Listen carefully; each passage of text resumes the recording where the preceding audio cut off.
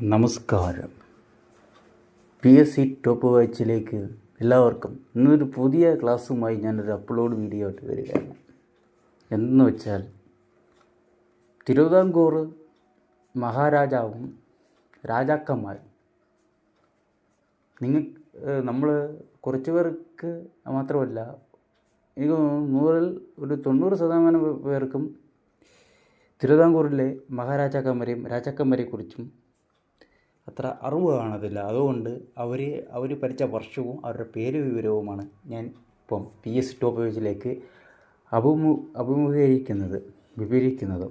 ഇപ്പം ആദ്യം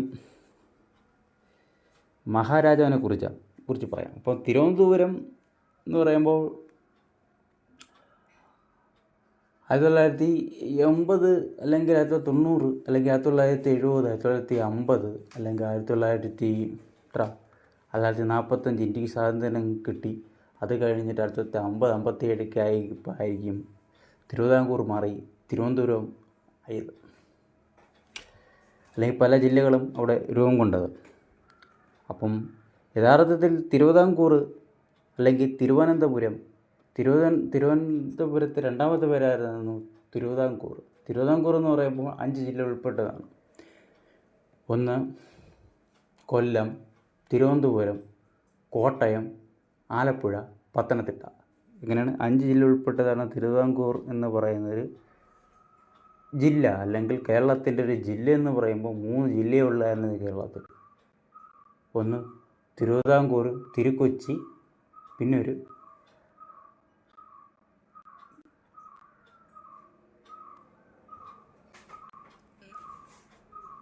ഒരെണ്ണമുണ്ട്. അതെനിക്കിപ്പം പറയാൻ പറ്റാത്തതുകൊണ്ട് പറ്റില്ല. തിരുക്കൊച്ചി, തിരുവിതാംകൂർ, പിന്നെ മലബാർ.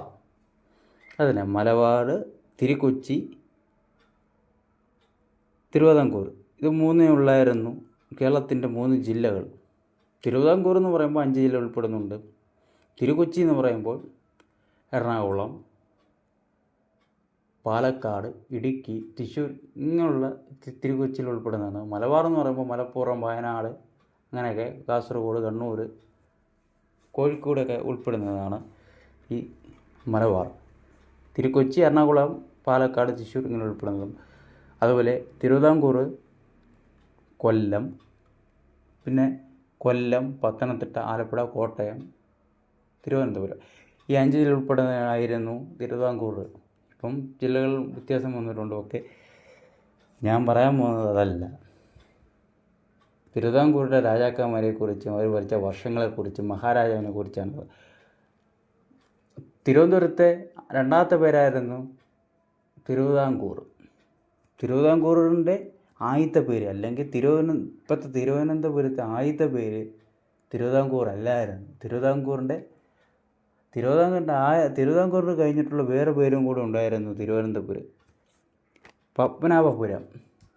പത്മനാഭപുരമായിരുന്നു ആദ്യത്തെ തിരുവനന്തപുരത്തിൻ്റെ പേര്.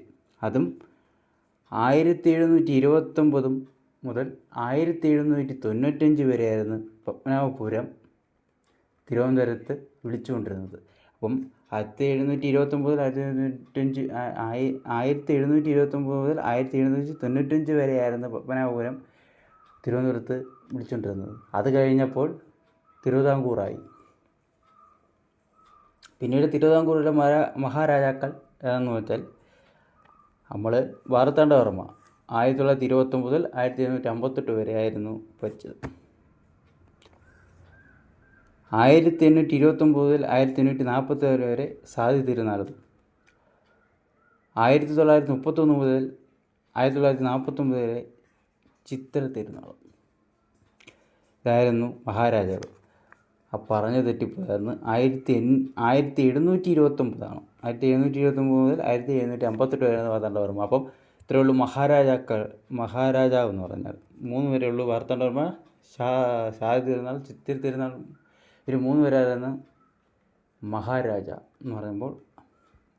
ഇപ്പോൾ രാജാക്കന്മാർ ആരാന്ന് വെച്ചാൽ വീരമാർത്താണ്ഡവർമ്മ 1731 മുതൽ 802 വരെയാണ് ഭരണം. വീരമാർത്താണ്ഡവർമ്മ. ഉദയ വാർത്താണ്ഡവർമ്മ 802 മുതൽ 830 വരെ. വീര വാർത്താണ്ഡവർമ്മ 1335 1375.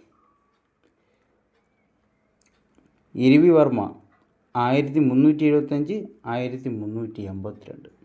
കേരളവർമ്മ 1382 1352, ഒരു വർഷം. ചേര ഉദയ വാർത്താണ്ഡവർമ്മ 1352 1444. വേനാട് മൂത്തരാജാവ് 1444 1458. വീരവാർത്താണ്ഡവർമ്മ 1458 1471. ആയിത്തവർമ്മ 1471 1478. ഇരവിവർമ്മ 1478 1503. ശ്രീ വാർത്താണ്ഡവർമ്മ 1503 1504. ശ്രീ വീര ഇരവിവർമ്മ 1504 1528. വാർത്താണ്ഡവർമ്മ 3 1528 1537. ഉദയ വാർത്താണ്ഡവർമ്മ 1537 1560. ഉദയ വാർത്താണ്ഡവർമ്മ 2. കേരളവർമ്മ 1560 1563. ആയിത്തവർമ്മ 1563 1567. ഉദയ വാർത്താണ്ഡവർമ്മ 3.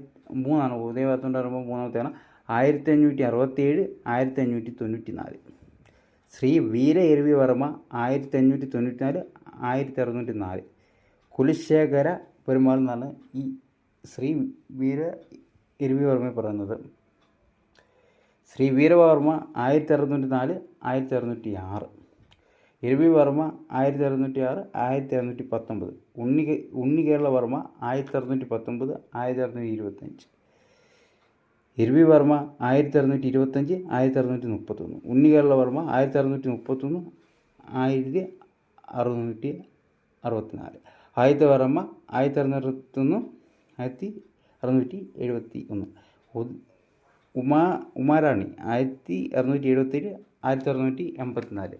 രവിവർമ്മ 1864 1718. ഉണ്ണികേരളവർമ്മ 1719 1724. രാമവർമ്മ 1224 1729. അനിയ തിരുനാൾ. അപ്പം ഇനി നമുക്കറിയാൻ കഴിയുന്ന രാജാക്കന്മാരാണ് അനിയ തിരുനാൾ. ഇപ്പം നാളെ വെച്ചുള്ള പേരുകളാണ്. അനിയ തിരുനാൾ 1729 മുതൽ 1758 ആണ് ഭരിച്ചത്. കാർത്തിക തിരുനാൾ 1758 മുതൽ 1792. അവിട്ട തിരുനാൾ 1798 മുതൽ 1810 വരെയാണ്. ഹെവരി ലക്ഷ്മിബായി 1810 1815. ഹെവരി പാർവതിബായി 1815 മുതൽ 1829 വരെ. ഷാദി തിരുനാൾ 1829 1846. ഉത്തര തിരുനാൾ 1846 1860. അയല തിരുനാൾ 1860 1850. വിശാഖ തിരുനാൾ 1850 1855. ശ്രീമൂലം തിരുനാൾ 1855 1924. സേതുലക്ഷ്മിബായി 1924 1931 വരെ.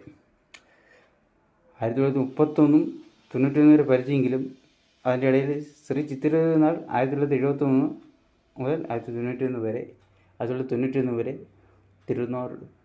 തിരുവിതാംകൂർ മഹാരാജാക്കന്മാർ 1991 വരെ ഭരിച്ചിരുന്നു. 90-ാം നൂറ്റാണ്ട് 90 വരെ ചിത്ര തിരുനാൾ ഭരിച്ചു നിന്നവരെ ഉണ്ട്. അപ്പം അവസാനത്തെ കന്നി ശ്രീ ചിത്ര തിരുനാളായിരുന്നു. അതോടെ നമ്മുടെ തിരുവിതാംകൂറിൻ്റെ ഭരണം അവസാനിച്ചു. പിന്നെ തിരുവനന്തപുരത്തിൻ്റെ ഒരു ഘട്ടം വന്നു കഴിഞ്ഞു. ഇപ്പോൾ തിരുവിതാംകൂറിൻ്റെ പേര് മാറി. അപ്പം 1992 മുതലാണ് തിരുവനന്തപുരം പേര് വെച്ച് തുടങ്ങിയെന്ന് തോന്നുന്നു. അപ്പം ഇത്രയേ ഉള്ളൂ.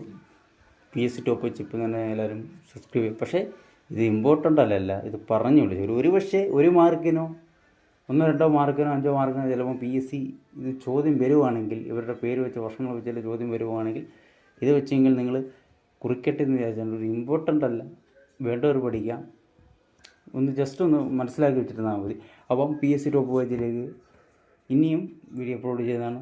Welcome today. ബൈ.